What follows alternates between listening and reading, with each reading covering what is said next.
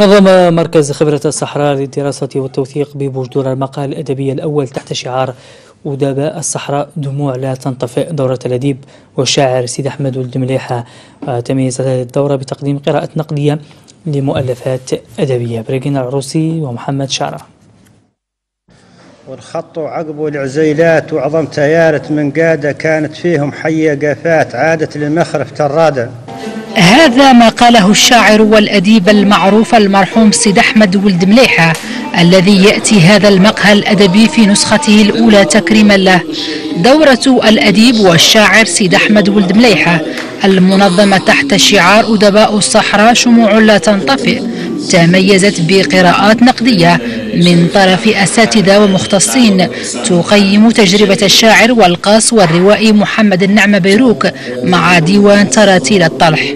اليوم طرقنا في إطار دورة الأديب والشاعر المرحوم سيد أحمد ولد مليحة، كانت يعني إطارها تكريم أحد أقطاب الأدب في الصحراء محمد النعمة بيروك اللي كانت مداخلتي اليوم قراءة في ديوانه تراتيل الطلح.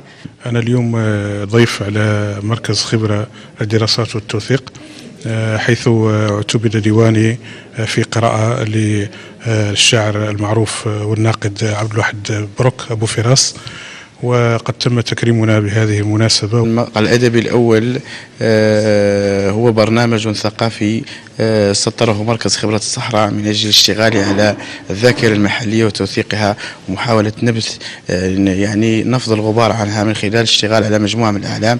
واخترنا هذه السنة الأديب الراحل سيد أحمد ولد مليحة لما لهذا الرجل من مكانة في تاريخ الأدب ببلاد البيضان بصفة عامة.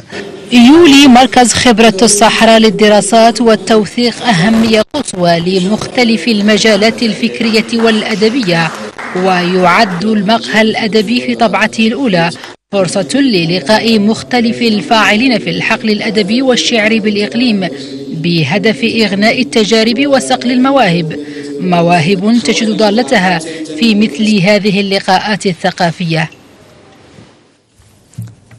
إلى جديد الصحف.